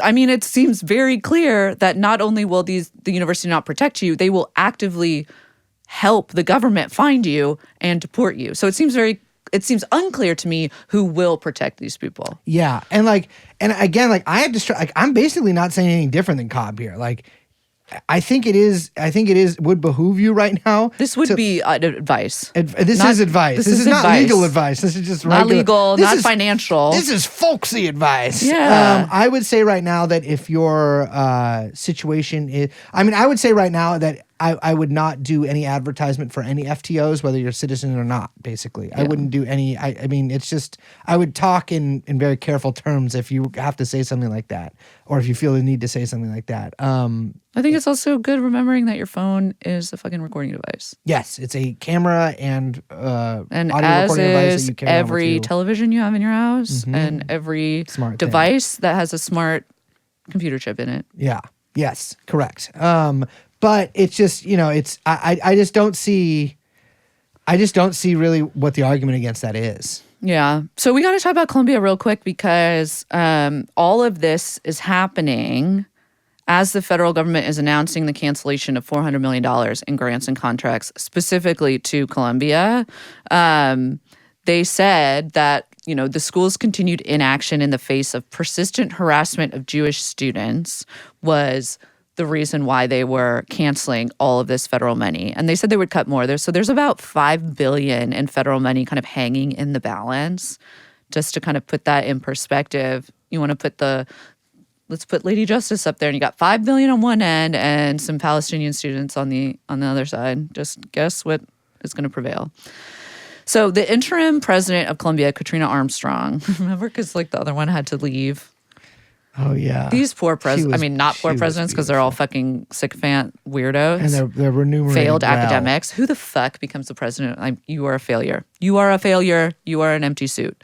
Katrina responded by saying that she took, of course, anti-Semitism very seriously. It's probably the most serious issue in the United States today. And they were cracking down on the protesters and just doing everything they could to end the Hamas occupation of our nation's great Ivy League universities. So I want to say she's basically not just like agreeing with everything, like agreeing with the premise. There's absolutely no argumentation from her. Trying to assuage the donors, the group chats, everything, just trying to calm this fire down, which is still burning from the protests last year, which is crazy to me. Spineless, obviously, but also idiotic. In response, the DOJ just like turned things up a notch, announcing that they were looking into whether Columbia University protests in particular violated federal terrorism laws. See, that's something that You give these people an inch and they're going to keep coming. I mean that's the thing that's like these people maybe they do understand. They probably do. It doesn't seem they give a fuck. But they don't give a fuck. Like if you agree to the one demand, they're just going to make 10 demands more. And guess what? You're going to agree to all 10 of those too. Yeah. So this is like in tandem with the investigation into whether the university is, quote, harboring undocumented immigrants on its campus. So there's like all of these federal investigations happening under this backdrop of anti-Semitism and illegal immigration coming together in this beautiful holy trinity. And they're executing search warrants on that front as well. Then, okay, so we were talking about the group chats, right? Then the university received a very weird letter of demands addressed to the interim president and the board of trustees, basically a laundry list of what they called a precondition for formal negotiations regarding Columbia University's continued financial relationship with the United States government. This is like so fucking unserious that it's like, do you know how we were talking about how Elon writes like the little kid trying to be The boss. the boss? He Like, writes like Boss Baby. this is giving boss baby to me. Yeah. Okay. It says U.S. taxpayers, capital T, U.S. taxpayers invest enormously in U.S. colleges and universities, including Columbia University. And it is the responsibility of the federal government to ensure that all recipients are responsible stewards of federal funds. This is a new Liz voice. It's your nerd voice. Fucking boss baby, bitch. Columbia University, however, has fundamentally failed to protect American students and faculty from anti-Semitic violence and harassment, in addition to other alleged violations of Title VI and Title VII of the Civil Rights Act of 1964. So then they there's like a list of demands to bring them into compliance. And it's like, you need to expel and discipline all the students who participate in the encampments. You need to get rid of whatever sort of like judiciary board they have. That is, I assume that it pulls from different like departments and there's like student organizations represented, and it's kind of more democratic. I think or that there's whatever. one judicial board that actually is run by like a former IDF intelligence lady. Possibly, but they want to abolish the judicial board and basically put all of the disciplinary processes under the office of the president. Strengthen the executive. They said they want to enforce strict time, place, manner rules. What's that mean? It means like you can't be outside at this given time. Oh. You can't have any kind of protest that's disruptive. I mean, they would just say like School you can't, is prison, you y'all. can't fucking yeah, do they anything. would just be like, you can't have. They want to ban all face masks in a pandemic, Excuse me, in a y'all. fucking pandemic?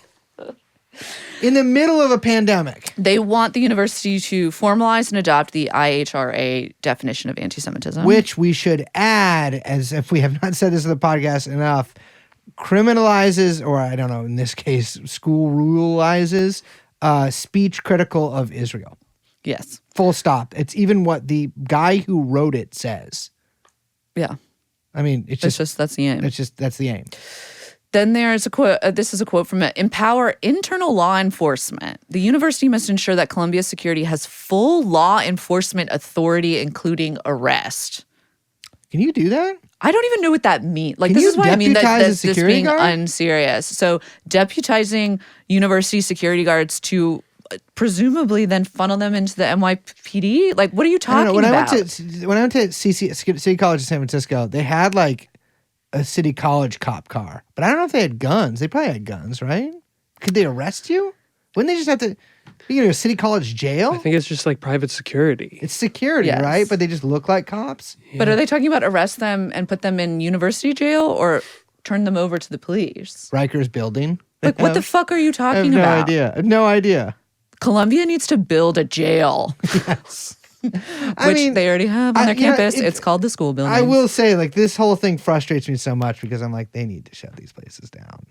Then the Middle Eastern, I don't know what this stands for, but it's the Middle Eastern, it is Middle East, South Asian, and African Studies Department, MESAAS. That's like their big attack. So they want to begin the process of placing the Middle East, South Asian, and African Studies Department under academic receivership for a minimum of 5 years. The university must provide a full plan with date certain deliverables by the March 20th, 2025 deadline. Wow. And come to think, 20 years later, and is that the victorious mooing of Barry Weiss that I hear? Yeah. This is, of course, Barry Weiss's sort of first political engagement of the world when she tried to get Joseph Mossad, I think it was, fired. And now, finally, Trump is doing it. Now, you bring up Mossad, and I want to, mention this because Franklin Foer wrote a piece in The Atlantic. And it's gang. We love it. It came out, yesterday, I think. Yeah. The timing is impeccable. Classic. These guys are organized. I'll say that. And it's funny because you read through it, and he doesn't say any of this explicitly, but the essay is organized to basically hit each one of these demands and say, he talks about Mossad. He talks about the ways in which the Middle East, South Asian, and African Studies Department has changed over the years. Yes, and how he's witnessed it, and something needs to be done. He talks about empowering all of every single thing that is listed. It reads 1-to-1 in this essay. And I'm just going to say Franklin Foer is an alumnus, which he mentions, of Columbia. Yeah. I mean, Foer's article is very clearly a sort of liberal riposte to Trump's coming down in Columbia, saying let's meet in the middle, and you can take whatever invective aside. But he's just repeating the same thing. Yeah, there's no middle. Well, this is the funny thing, and I've noticed this so much, and we'll talk about Schumer at the end of the episode. But so much of this is I don't understand what the daylight between these people and Trump's people are, because they seem to agree on every single issue to the hilt. Yes, I mean, there's nothing I guess I just have to I can't see Foer as anything but an ethnic supremacist. I mean, it's just it in line with other ethnic supremacists. I mean, it's just that's how it reads to me. It's a really, really upsetting piece. So I don't encourage you read it, but you don't need to. You know what it says. You know what it says, and it also peddles a lot of lies and is missing a lot of citations. Well, that's the crazy thing. Citations are needed in that piece. I was shocked by how. I mean, it was almost free press level of free association of just saying, "Oh, this happened and it was anti-Semitic," or this happened. There was a professor who said there was wealthy white donors putting pressure on the university. There are. I don't know what to tell you. Did that professor work for the New York Times? Because it was reported in that paper. Fox fucking News reported that. It doesn't make any sense to me until you realize that Foer's just, I guess that, I don't know. I guess he's a race guy.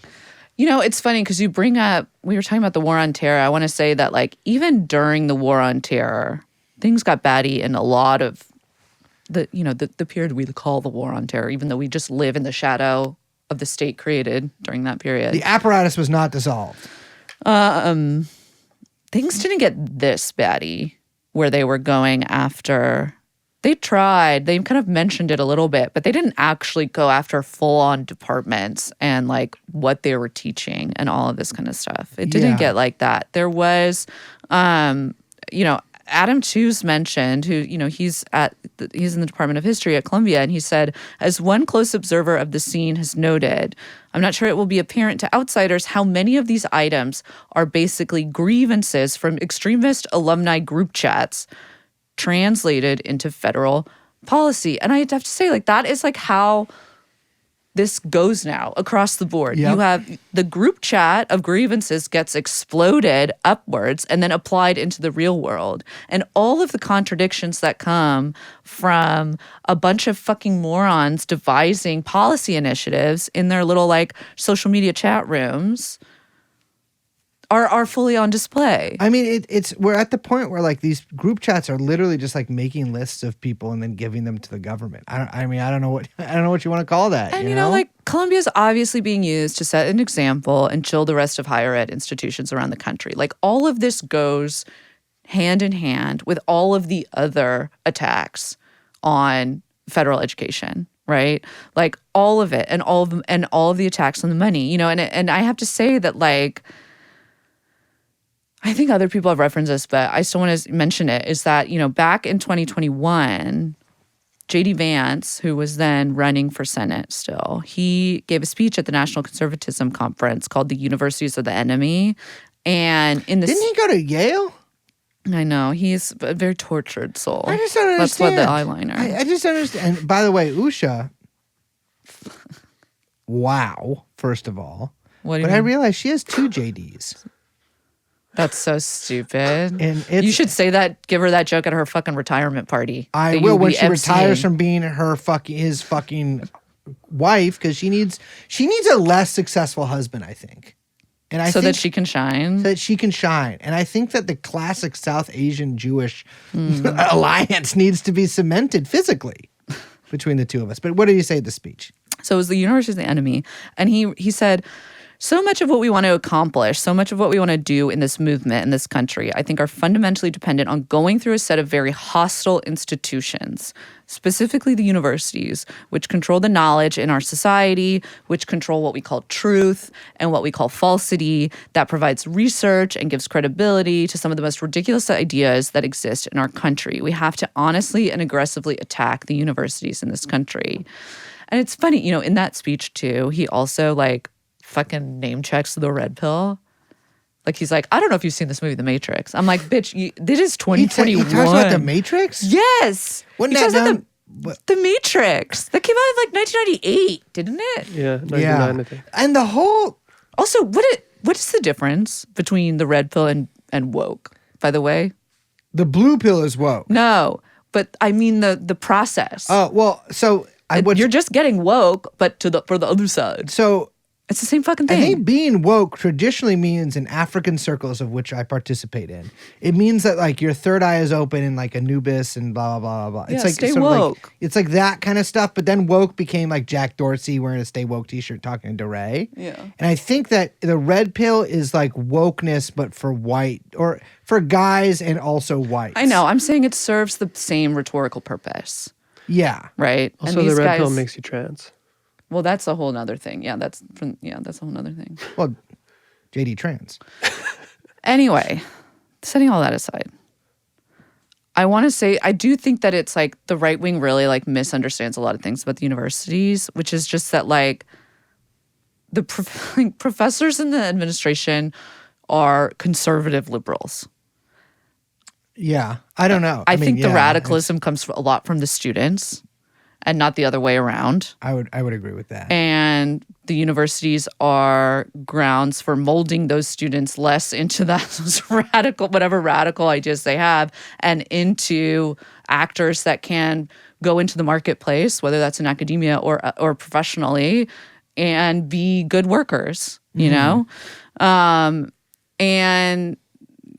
I think the skewing liberal that they see from these tiers of within the academies is less from any kind of ideological point of view and more from a desire to maintain a position within a U.S. intelligentsia that views itself as sophisticated and therefore has these liberal values. Do you know what I'm saying? I do. And I think that it's funny. There is kind of I'm sorry, do you want Professor Cat Turd? What do you mean? There's Adrian Vermeulen or whatever, but I mean, really, if you're going to try to replace all these libtard professors with right wing people, who's going to be Dean Andrew Tate? You know what I mean? I don't know what to tell you. That's the thing. It's but also they're not even fighting over dismantling that system or whatever. Like you're saying, it's they just want to be the ones in charge. They're jealous of the cultural power of that they see liberals have in fucking Marvel movies and shit, dude. And I hate to say it, but Moldbug talks about this in his latest little sob piece. I do kind of like that he'll never be happy. But he wrote this fucking one of his bullshit things. And it's talking about how he was almost a little disappointed because actually they don't want to destroy it. They just want to make it their own or whatever. Yes, that's what I'm saying. It's the red pill to the woke. Yeah. It's the same I fucking take thing. no pills. Well, But what would you happen are if the drug. I am love is the drug. Back to the, I do want to say this though, back to the protests and the encampments, is that like all of these statements about the protesters being terrorist sympathizers and all of these like crazy quotes about everyone being Hamas from the Trump administration and then now from these alumni groups and from every publication, whatever. This is the exact same thing that the universities were saying the entire time that the protests were going on. Like, everyone agreed with this. There wasn't anybody like defending, you know what I'm saying? Like, all of that was the same position that all of the university presidents, the administrators, the trustees, and honestly, most of those fucking professors who were afraid to lose their jobs were taking during the encampments. Yes, correct. I mean, that's like, I mean, but again, like I said, like everything is like fucking, like everything's Assad Syria now, where like it all just crumbles in a week. You know what I mean? Like, none of these institutions have any backbone. And I don't give a fuck about the institutions of the Ivy League, by the way, are actually, in a way that the Republicans don't even mean here, but they actually are the enemy of the American people in many ways. And the many types of people that these institutions produce. Because, yeah, you see your little blue-haired, pink-haired fucking or whatever radicals on TV, but like the vast majority of like the little stormtroopers walking around these places are like going to work at fucking Goldman Sachs or whatever. You know what I mean? Or fire you Mark from Cuban's new Deloitte startup. Exactly. Yeah, or they're not even going to be the guy who fires you from your next job. They're going to be the guy who fires that guy's boss's boss. You know what I mean? Their private equity firm. So like, I don't have a lot of sympathy for a lot of this stuff, but I do. I think a lot of this is also in line with like, I think a lot of like right-wing people now it is purely animated on like hate and like a mixture of hatred and jealousy. And just like a sadistic thrill at tearing apart the like social contract. Exactly. And the thing that I wonder about is like there is no like new social contract that is ready to be signed by everybody. There just isn't one. And so like so much of this coincides. That's what the blockchain is for. That's what the blockchain is for. But you're right about that though. Like the dissolving of like all of these social contracts comes at the same time as like the mass adoption of this just completely forced adoption of brain melting technology that makes you dumber and makes you a fucking slave. And like it's all happening. It does. It makes you a fucking slave to like first of all, to the algorithm, to the device in your pocket. Who among us hasn't like felt their phone in their pocket and had the urge to just look at it when you're doing nothing? You know what I mean? But don't get me started on that. But it's so much of it just coincides with that. I mean, it's just it is like so many people who are in charge right now. All they want to do is just ruin the world. Even worse, ruin a world that they already made bad in the first place, including Chucky. We had to mention this. We got to talk about Schumer. I love this guy. I just heard about him. So Chuck Schumer, I guess, has a new book out. I didn't know these guys wrote books, but he has a new book out. ChatGPT. And he had to go on a book tour for it at an ill time because he's under a lot of fire from the angry progressives and Democrats and everyone in between. I think he's actually under fire from like the centrists. No, everyone. Everyone. And we're not going to talk about that. Maybe someday soon we'll have an episode about the Democrats, but not today. Except for about Chuck. Good luck, Chuck. He gave an insane interview to the New York Times that I first just read it, and I got to say, you gotta listen. We're gonna play the audio because it is so different even listening to it than the horror of just reading it.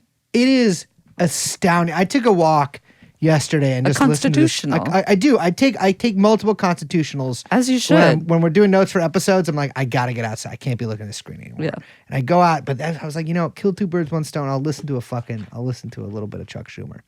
I listened to a lot of it of Chuck Schumer, and boy, it was somewhere around the Navy Yard that it struck me that this is one of the dumbest human beings that I have ever heard speak words into a fucking microphone that got transmitted through my goddamn headphones.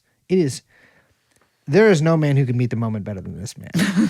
Chuck Schumer he's basically in charge of the Democrats now. That's like what I got from the Senate Minority Leader. He's the Senate Minority Leader. He is incredible. And midway through the interview, the host is like, the interview ended there, but then 2 days later, after talking to me about how to resist Trump, he said he was going to vote for the CR bill, and then calls him back and he gives a bunch of bullshit. Oh, we can't let the government shut down. That's what Trump wants. That's what J.D. Vance and Elon wants. But the way that he just released a book called Anti-Semitism in America, A Warning. What was the name of Barry Weiss's? Exactly. Was there just like how to be anti-Semitic? I think it was Barry White. I think it was like anti-Semitism and how to fight it. It's crazy. The Free Press should register under FARA. I'm sorry. Like, I don't know I don't know how you can read that website and be like, I mean, I guess they think the occasional, they are talking about these crazy trans or whatever, but like the vast majority of things in that publication, they have like 40 employees. They're huge. And it's all about just like Israel, Israel, Israel. Her book is How to Fight Anti-Semitism, that explores the history and current manifestations of anti-Semitism and attempts to provide strategies to oppose it. If I had a life that would last for 10,000 years, I would read both of these books and compare the strategies, because I'm sure that they'll. Why would you listen to two of the worst Jews in America about how to fight anti-Semitism? But one of the things that he makes very clear in that interview is that anti-Semitism is essentially indistinguishable from criticism of Israel. And we'll play a clip of the audio right here.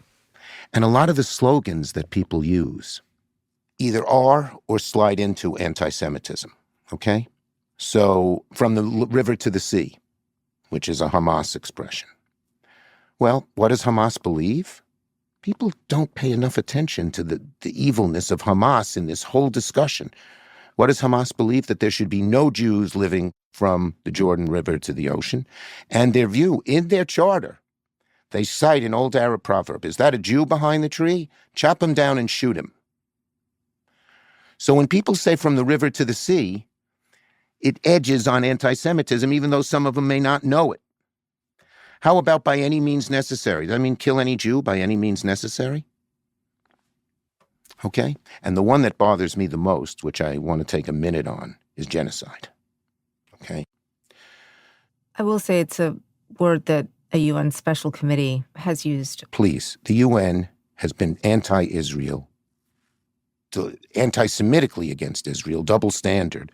I mean, what can you say to that?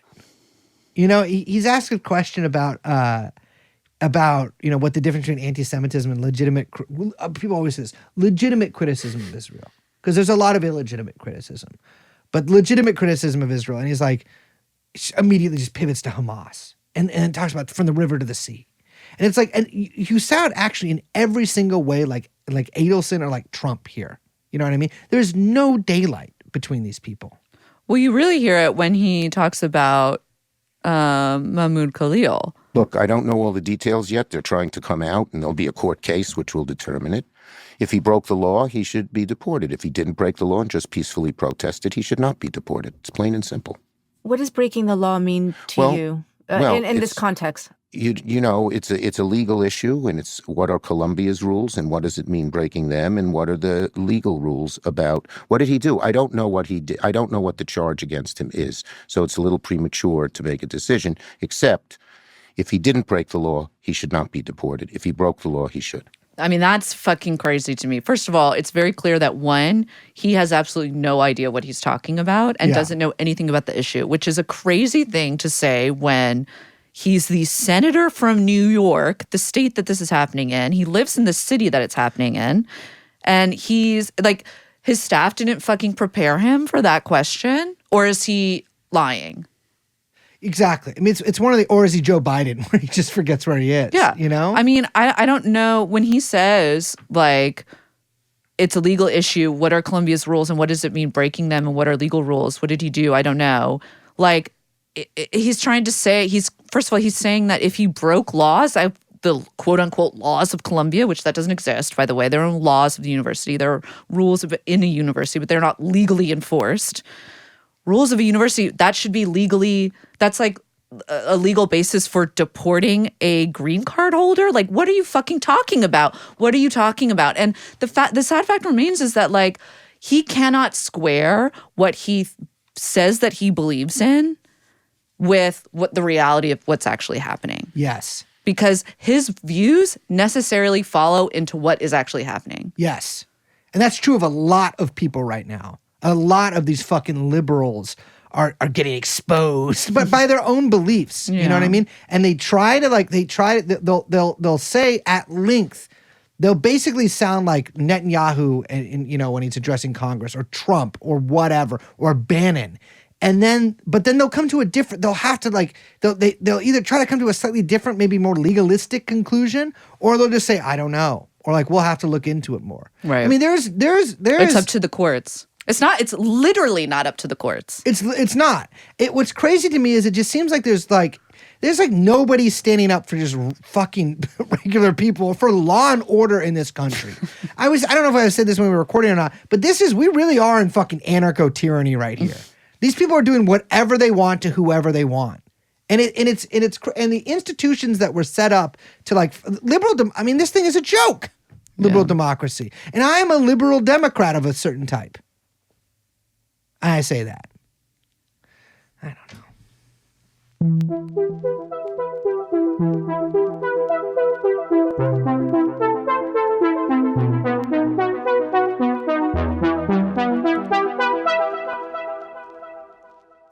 But maybe we should become conservative. I just don't think it's the time. You don't think so? But there's been a vibe shift.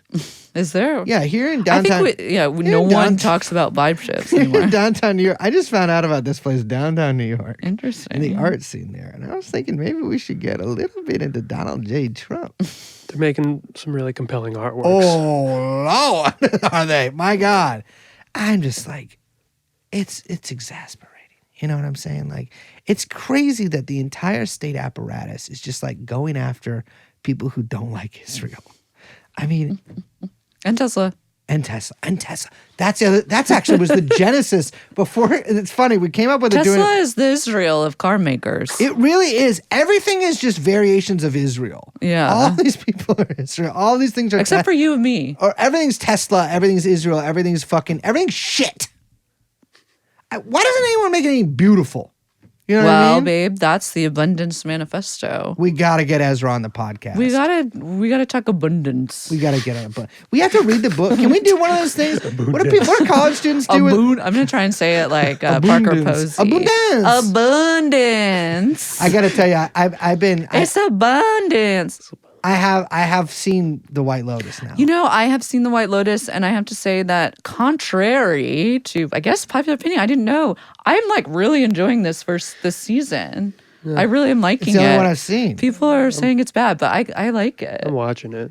I think it's like very enjoyable. Yeah. I didn't like the first two seasons though, so I don't. You didn't like the first two and you stopped? I stopped this is watching. What TV heads this is crazy. I stopped watching the first one at some point. I can't remember when because it was like way too Buñuel for me. I can't. I don't like feeling like I'm self-satisfied at like watching. It was like all I could imagine was like the middle class being so excited to watch themselves eat shit on screen, and it just like was like a little too much for me.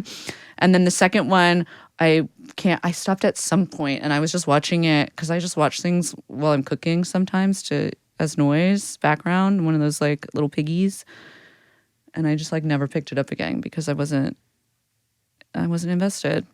I have to make a complaint. This is I guess now an unofficial section, but this is another thing I got to complain about. I went to the movies Sunday. What did you see? I got to look it up. I did look it up and then I immediately forgot it. So I closed my computer. By Pedro Almodovar. Oh, yeah. Called The Room Next Door. Sure.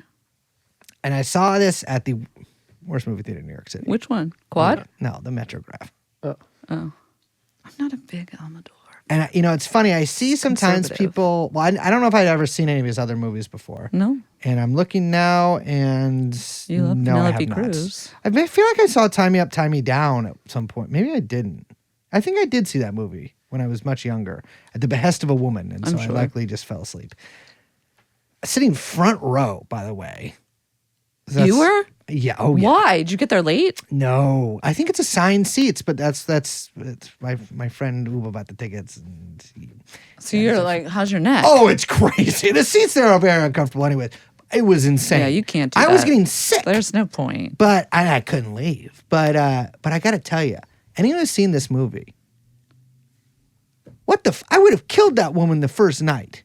It's like about some lady who's like going to go commit suicide, and she asked her friend to go with her, and she wants her to be in the room next door. She's got stage 4 cancer or whatever. She wants to go out on her own terms. And I'm like, how unfair of her. I would have strangled you. I would have taken it out of your hands and sent you to heaven myself. It was ridiculous. But the thing I got to complain about, and I've seen people talk about this before. I haven't been to the Metrograph, I think, since we did that thing there. Yeah. Actually, Me no. neither. Since I've never seen a movie since there. I- well, except for that thing. No, actually, that's why I met David Johansen, R.I.P. Oh, right. Genuine R.I.P. But people laugh there at every line of dialogue. Isn't that like a whole thing that's happening? I saw it guess on I the haven't internet that they were like, there's like this new cool trend of people laughing in the movies and in Metrograph That's what specifically. I seen that too. And I was like, But why? I don't know. And we were both like looking at each other like, what the fuck is going on here? Because like there was like maybe 3 or 4 lines in the movie that were like obvious laugh lines, like you gave a little chuckle to, but people were laughing like everything awkward, and it was the whole thing made me feel psychotic. But wait, I don't get it. Is it like a bit? I don't understand. I think Or it's are people like poorly can't media engage with things. illiterate? I mean, People it's are that poorly media people. illiterate? When I fucking saw Twin Peaks: Fire Walk with Me, it wasn't the worst, but it was bad. It was the same. People see something like uncomfortable. Yes. Or just like kind of weird, and it's like I'm gonna laugh, and it's like I want you to know that I'm laughing, so I'm gonna do it real loud. Oh, it was. There was a couple next to Is it us. because they don't understand like what's happening? I think it's you struck onto something there with like people feel uncomfortable in sort of emotional situations displayed on But screen. when we say people, like I've literally never seen this or felt this. So who is it? I was all kinds of people because Ube and I were sitting there, and I like the people next to us, also in the front row. So I don't know how you're laughing because I'm in torture, but we're looking at them, and they're dying. They're the loudest laughers in the place, and it's just like I don't know, a stylishly dressed. You know what I'm saying? Stylishly, they're wearing big clothes. Asian couple in their But it like sounds like it's late like now 20s. mimetic, and now people probably That's- do it in order to like perform the thing that they read about. So yes, so we see this in next to us, big clothes Asian couple in their late 20s. Behind us, lone guy in his early 40s, white man laughing. Two seats down from him, a couple of women laughing, and I'm just like, I don't understand. What's the joke here? Am I the joke here? Because I certainly Sorry, feel but, like one. you wouldn't get it. And you know what? And I said this, and I believe it. I'm glad they made a movie theater for those kind of people. But it's Why would I It's would not contained. it's not. It isn't? happens other It's places. another Everywhere. I mean, movie? people talk about this online. I feel like all the time, like all the film Twitter people are always complaining about. But this has been happening. It's cliched, but I feel like lockdown, pandemic, people forgot how to go to act in public, but like how to go to a movie theater or a concert, or like I'm doing it at home, and then I'm just going to act like I'm at home wherever I am, kind of thing. But I don't get the acting. I don't either. But I think because it's not a normal response to media on the screen. I think it's like I can't engage genuinely with what's happening, or I refuse to, or I don't want to. So I'm going to be like always removed and kind of performing this like, I don't know. It's like people recording on their phones because like I'm not actually here, but I'm like recording it. I'm like kind of pantomiming. I don't know. There is a distance. I think there is a distance. Like it's like it's almost like people mediate between themselves and the screen with a laugh. You know what I mean? Like they admit it so that it prevents them from feeling anything. It was so strange. But it's another case, and this is what all this shit feels like. It seems like there's no adult in the fucking room. Everyone acts like a fucking child at all times now. It drives me crazy. And it's another thing. Another thing I'm pissed off about. Yeah. This society is going to shit. But you know what? We'll keep doing this podcast. I'm Liz. My name is Brace. We're, of course, joined by... Producer Young Chomsky. And this has been TrueAnon. We'll see you next time. Bye-bye. Jeffrey Epstein.